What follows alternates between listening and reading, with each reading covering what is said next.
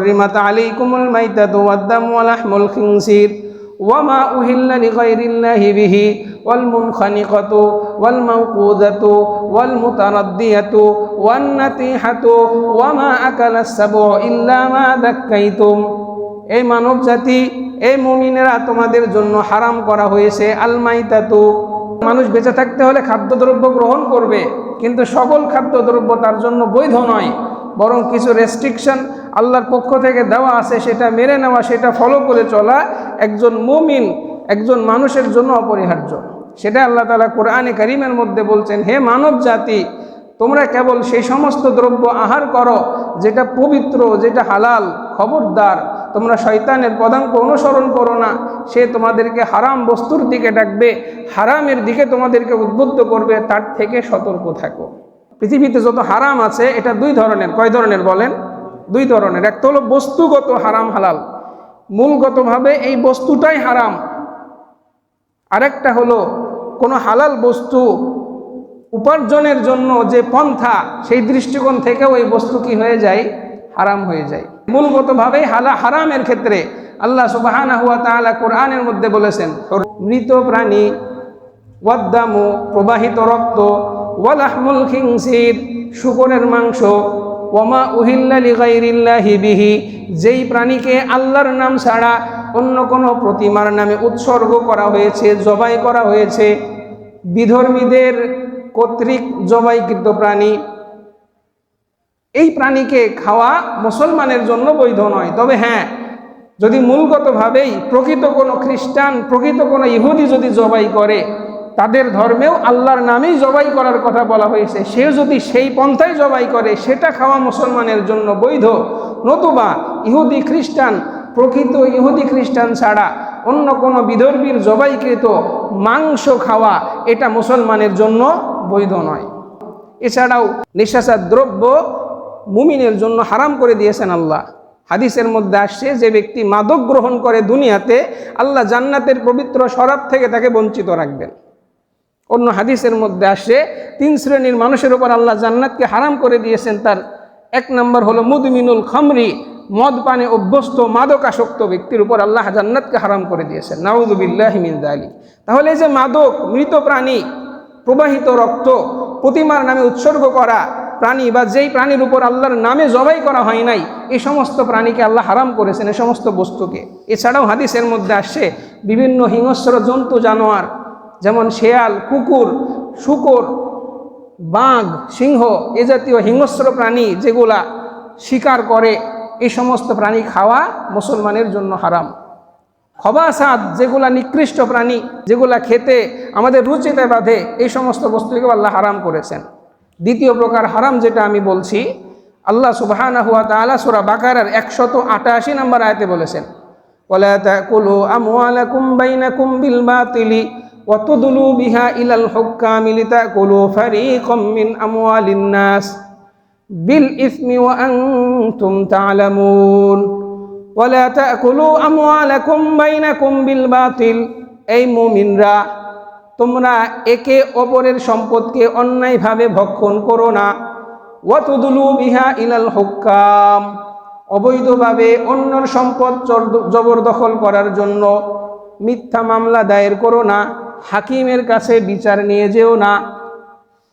ওয়া তুদলু বিহা ইলাল হুক্কামি লিতাকুলু ফারীকাম মিন আমওয়ালিন নাসি বিল ইসমি ওয়া আনতুম তা'লামুন, তুমি জানো এই সম্পদ তোমার না, তারপরও মিথ্যা মামলা দিয়ে, ঘুষ দিয়ে তুমি তার সম্পদকে, তার জমিকে জবরদখল করবা, এটা যেন করো না। সূরা নিসার মধ্যেও আল্লাহ একই কথা বলেছেন। আমি আপনাদের সামনে কিছু উদাহরণ তুলে ধরব, সমাজের বুকে কিভাবে আমরা হারাম খাচ্ছি, কিভাবে আমাদের উপার্জন হালাল কিনা এটা আমরা খেয়াল করছি না, অথচ কত গুরুত্বপূর্ণ বিষয় আল্লাহ সুবহানাহু ওয়া তাআলা যে আয়াতে কারিমা পড়েছি তার একটু পরে গিয়েই বলছেন, ইয়া আইয়ুহাল্লাযীনা আমানু কুলু মিন তাইয়্যিবাতি মা রাযাকনাকুম, এই ঈমানদারেরা, তোমাদেরকে স্পেশালি আমি বলে দিচ্ছি, আমি তোমাদের জন্য যা হালাল করেছি, যেই উত্তম বস্তু তোমাদেরকে দান করেছি, সেটা খাও। ওয়াশকুরু লিল্লাহ, এবং আল্লাহর কৃতজ্ঞতা আদায় করো। ইন কুনতুম ইয়াহু তা'বুদুন, যদি তোমরা তারই ইবাদত করে থাকো। যদি তোমরা প্রকৃতপক্ষে ঈমানদার হয়ে থাকো, সাবধান, হারাম পন্থায় কোনো বস্তু আহার করো না। তোমাদের ইবাদত আল্লাহর কাছে গ্রহণ হবে না যতক্ষণ না তোমাদের খাদ্যদ্রব্য, খাদ্য পানীয়, তোমাদের উপার্জন যতক্ষণ না হালাল হবে। আল্লাহর হাবিব মুহাম্মদুর রাসূলুল্লাহ সাহাবীদেরকে লক্ষ্য করে বললেন, আমার সাহাবীরা কান খুলে শুনে রাখো, ইন্নাল্লাহা তাইয়্যিব, নিশ্চয়ই আল্লাহ পবিত্র, লা ইয়াকবালু ইল্লা তাইয়্যিবান, পবিত্র বস্তু ছাড়া আল্লাহ সেটাকে গ্রান্ট করেন না, কবুল করেন না, গ্রহণ করেন না। সমাজের অনেক মানুষ এমন দেখা যায়, ব্যাংকের মধ্যে টাকা ডিপোজিট রাখছে, সেটার ইন্টারেস্ট পেয়েছে। রমাজানের মধ্যে গাড়িতে যাচ্ছিলাম, এক ব্যক্তি বলছে ব্যাংক থেকে ইন্টারেস্ট নিয়ে এসে সেটা কি করবে, সেটা দিয়ে মানুষকে ইফতারি খাওয়াবে। নাউযু বিল্লাহি মিন যালিক। কত বড় অজ্ঞতা, কত বড় মূর্খতা! সে মনে করছে যে অবৈধ পন্থায় উপার্জিত সম্পদ বুঝি সদাকা করলে হালাল হয়ে যায়। নাউযু বিল্লাহ। এমনকি আরো ভয়াবহ ব্যাপার হলো, সে হারাম পন্থায় সদকা করে এর দ্বারা সে আল্লাহর কাছে সওয়াবের প্রত্যাশা করছে। উলামায়ে কেরাম বলেন, যদি কোনো ব্যক্তি হারামভাবে কোনো উপার্জন তার অ্যাকাউন্টে চলে আসে, সেইটাকে সওয়াবের নিয়ত ছাড়া দান করে দিতে হবে। যদি সওয়াবের নিয়ত করে দেয়, তার কুফরির আশঙ্কা আছে, তার কাফের হয়ে যাওয়ার ভয় আছে। নাউযু বিল্লাহ। তো যে কথা বলছিলাম, আল্লাহর হাবিব বললেন, ইন্নাল্লাহা তাইয়্যিব লা ইয়াকবালু ইল্লা তাইয়্যিবান, আল্লাহ পবিত্র, পবিত্র বস্তু ছাড়া আল্লাহ গ্রহণ করেন না। পরের অংশে আল্লাহ বলছেন, আল্লাহর হাবিব বলছেন, ইন্নাল্লাহা আমারা আল মুমিনিনা বিমা আমারা বিহিল মুরসালিন, আল্লাহ নবীদেরকে, রাসূলদেরকে যে আদেশ করেছেন, একই আদেশ আল্লাহ ঈমানদারদেরকে করেছেন। সেই আদেশটাই কি? সূরা মুমিনুনের মধ্যে আল্লাহ বলেছেন, ইয়া আইয়ুহার রাসূলু কুলু মিনাত তাইয়্যিবাতি ওয়া'মালু সালিহা ইন্নী বিমা তা'মালুনা আলিম। ইয়া আইয়ুহার রাসূল, হে আমার রাসূলেরা, কুলু মিনাত তাইয়্যিবাত, হালাল খাবে, হালাল ভক্ষণ করবে, ওয়া'মালু সালিহা, এরপরে সৎ আমল করবে। আগে হালাল খাও, এরপরে সৎ আমল করো। আগে কি খাওয়ার কথা? হালাল খাওয়ার কথা, এরপরে সৎ আমল করার কথা। কোনো ব্যক্তি যদি হারাম খেয়ে আল্লাহর দরবারে সিজদায় পড়ে থাকে, তার ওই ইবাদত, তার ওই দোয়া আল্লাহ তাআলা গ্রহণ করেন না। দলিল কি? এর পরের অংশে আল্লাহর হাবিব বলছেন। এই আয়াত পাঠ করার পরে সাহাবী বলেন, আল্লাহর নবী এমন এক ব্যক্তির কথা বলল, সুম্মা যাকারার রাজুল ইউতিলু সাফার আশআসা আকবারা, এক ব্যক্তি অনেক দূর থেকে আল্লাহর বাইতুল্লাহ জিয়ারত করার জন্য, হজের জন্য অনেক দূর থেকে সফর করে আসছে। তার অবস্থা কি? চেহারা ধুলোমলিন, মাথার চুল উস্কো শুষ্ক। এতটা কষ্ট করে সফর করে সে বাইতুল্লাহর কাছে আসছে। এরপরে ওই ব্যক্তি কি করছে? বাইতুল্লাহর গিলাফ ধরে আল্লাহর কাছে দোয়া করছে। ইয়ামুদ্দু ইয়াদাইহি, দুই হাত প্রসারিত করে আল্লাহকে ডাকছেন, ইয়া রব্বি, ইয়া রব্বি। আল্লাহর হাবিব হাদিসের মধ্যে বলছেন, ওমা তাআমুহু হারাম, ওমা শরাবুহু হারাম, ওমালবাসুহু হারাম, ফাআন্না ইউস্তাজাবু লাহা।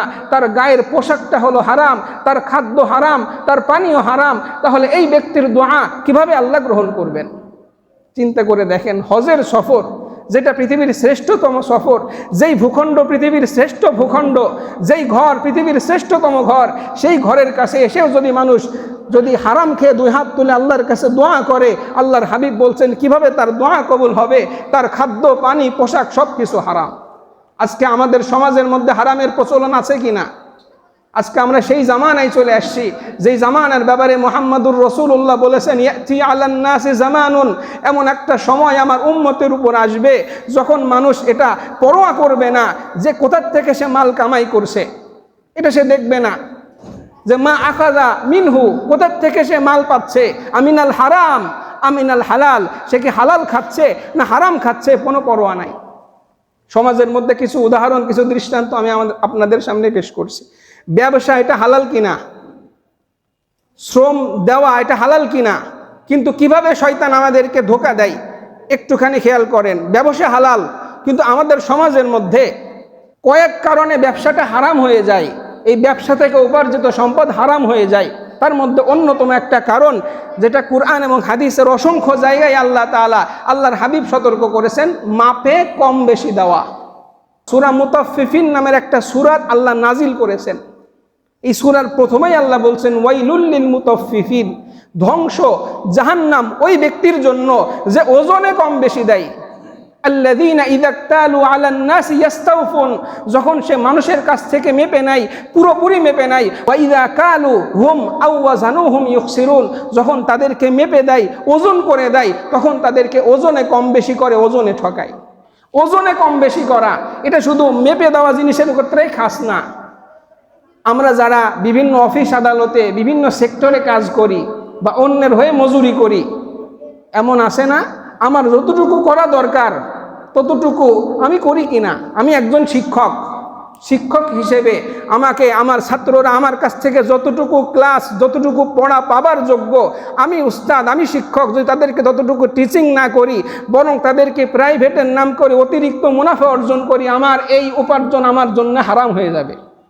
আমি একজন ডাক্তার, আমি একজন হাসপাতালের ডক্টর, আমি যদি আমার নির্ধারিত সময়ে সেখানে অ্যাটেন্ড না করি, যেভাবে রোগী দেখার কথা সেভাবে না দেখি, সেখানে কারচুপি করি, নিশ্চিত পক্ষে আমি ওয়াইলুল লিল মুতাফফিফিনের অন্তর্ভুক্ত হব, আমি হারাম মাল উপার্জন করব। খুব খেয়াল রাখবেন, মনে করেন না আমি তো ডাক্তার, আমি তো শিক্ষক, কই আমার তো ওজন দেওয়ার কোনো বিষয় নাই, এটা না। আপনি যে কাজের দায়িত্বশীল, আপনার যতটুকু সেখানে শ্রম, মেধা, সময় দেওয়া দরকার, যদি তার থেকে আপনি কোনো কিছু কম বেশি করেন, এই মাল আপনার জন্য হারাম হয়ে যাবে, এই পয়সা নেওয়া আপনার জন্য হারাম হয়ে যাবে। কিয়ামতের দিন আল্লাহ আপনাকে ধরবেন। মুয়াত্তা মালিকের মধ্যে ইমাম মালিক বলেছেন তাতফিফ এটা শুধু ওজন আর কাইলের মধ্যে সীমাবদ্ধ না, সব সেক্টরেই লিকুল্লি শাইইন তাতফিফ, প্রত্যেকটা জিনিসের মধ্যেই কম বেশি আছে।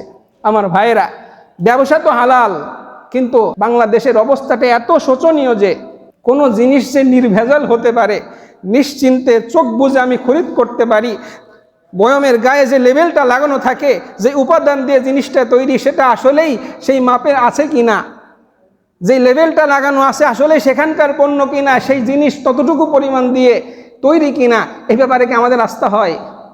যারা এর সাথে সংশ্লিষ্ট থাকবে, যারা এটা উৎপাদন করছে, বিক্রি করছে, তারা সবাই আল্লাহর দরবারে জবাবদিহি করা লাগবে। যদি আমি আমার পণ্যের মধ্যে ভেজাল মিশ্রিত করি, যদি আমি ওজনে কম বেশি দেই, যদি আমি দুধে পানি মেশাই, যদি আমি তেলের মধ্যে ভেজাল দেই, যদি আমি মাছে ফরমালিন দেই, সব জায়গাতে আল্লাহর কাছে জবাবদিহি করা লাগবে। আমার ভাইয়েরা, মাপে কম বেশি দেওয়া, ভেজাল দেওয়া, মিথ্যা বলা, প্রতারণা করা, এটা আছে না? কসম করে বলে ভাই এই জিনিসটা এত টাকা দিয়ে কিনছি। ব্যবসা তো হালাল ছিল, কিন্তু আপনার বিক্রির এই প্রসেসটা, এই প্রক্রিয়াটা তো হালাল না। শুধু মিথ্যা কসম করার কারণে, মানুষকে ধোঁকা দেওয়ার কারণে এটা হারাম হয়ে গেল। আল্লাহর নবী মুহাম্মদুর রাসূলুল্লাহ একদিন বাজারের মধ্যে প্রবেশ করলেন, তিনি দেখলেন কিছু ভালো সবজি সাজানো আছে। আল্লাহ রসুল সেখান থেকে সরায়ে নিচে হাত দিয়ে দেখলেন কিছু ভেজা পণ্য সেখানে রাখা। আল্লাহর হাবিব বললেন এগুলা কি? বলছে বৃষ্টির পানি পড়ছে। আল্লাহর হাবিব বললেন কেন তুমি এগুলাকে সামনে রাখলে না, কেন এগুলাকে আলাদা করে রাখলে না? আল্লাহর হাবিব কঠিন কথা বললেন, মান গস্সানা ফালাইসা মিন্না, আমার উম্মতের মধ্যে যে ব্যক্তি আমার উম্মতকে ধোঁকা দেয়, প্রতারণা করে, মিথ্যা বলে, সে আমি নবী মুহাম্মদের উম্মত না। অথচ আমরা এই ব্যাপারে কতটা অসচেতন। আমরা ব্যবসা করি, আমাদের সমাজে মাদক চোরাচালানি আছে কিনা, মদের ব্যবসা করে কিনা, রক্ত আমরা ব্লাড বিক্রি করি না, স্পষ্ট হারাম হবে। আমার দেহের যত অঙ্গ আছে কোনো কিছুর মালিক আল্লাহ আমাকে বানাননি, আর যেখানে স্পষ্ট রক্ত, এটা হারাম, এটা ক্রয় বিক্রি, এটাও কি হবে? হারাম হবে। অথচ এটা আমরা করি। আমি সিনেমা হল দিয়ে ব্যবসা করছি, হারাম হবে। আমি আমার উপার্জন যেই পন্থাই করছি, আমি একজন নাপিত, আমি দাড়ি শেভ করে পয়সা ইনকাম করছি, হারাম কাজে মানুষকে সহায়তা করছি, আমার এই উপার্জন হারাম হবে। আরও আশ্চর্যের ব্যাপার হলো, বর্তমান অনলাইনের যুগে স্কুল, কলেজ, ইউনিভার্সিটির মেয়েরা পর্যন্ত এমন এমন অসৎ পেশায় নিয়োজিত হচ্ছে, এটা বলতে লজ্জা লাগে আমাদের। আমরা খোঁজ খবর রাখি না। আমার বোনটা ভার্সিটিতে পড়ে, সে কার সাথে মিশছে, কী করছে, তার হাতে আমি ফোন ধরাই দিছি, সে কার সাথে মেলামেশা করে, একটু খোঁজ নিয়ে দেখেন। ইউনিভার্সিটিতে অনেক মেয়েরা এমন আছে যারা পতিতাবৃত্তি করে টাকা পয়সা উপার্জন করে। নাউযুবিল্লাহি মিন যালিক। আপনি খোঁজ খবর রাখেন। আমরা অনেক সময় দেখি ফেসবুকিং, ইউটিউবিং এর নামে বেপর্দা হয়ে অশালীন মহিলারা অবাধে মানুষের সামনে চলে আসছে, সিনেমা করে টাকা পয়সা ইনকাম করছে, পার্লারিং করে, ভুরু প্লাক করে, সেখানেও শ্রম দিচ্ছে। কিন্তু আমার শ্রমটা বৈধ উপায় হচ্ছে কিনা, আমার ইনকাম বৈধ উপায় হচ্ছে কিনা, অনেক যুবক এখন ইউটিউবিং করে নিজে প্রতিষ্ঠিত হতে চাই, কিন্তু ওই যুবকের মনে প্রশ্ন আসাটা স্বাভাবিক না? আমি যে প্রসেসিংয়ে টাকা ইনকাম করছি, এই টাকাটা কোত্থেকে আসছে, কারা আমাকে দিচ্ছে? আমি যে বিজনেস করছি, সেই বিজনেসটা কিভাবে হচ্ছে, হারাম পন্থায় না হালাল পন্থায়? অনলাইনের এই যুগে বর্তমানে হারাম হালাল বোঝা অসম্ভব। আমি কি কোনো আলেমের দ্বারস্থ হয়েছি, তার কাছে জিজ্ঞেস করেছি যে আমার এই উপার্জন এটা হালাল কিনা? আল্লাহ তাআলা আমাদেরকে বোঝার তৌফিক দান করুন। এটা যদি আমি বুঝতে না পারি, কিয়ামতের দিন জাহান্নামের আগুনই হবে আমার একমাত্র ঠিকানা।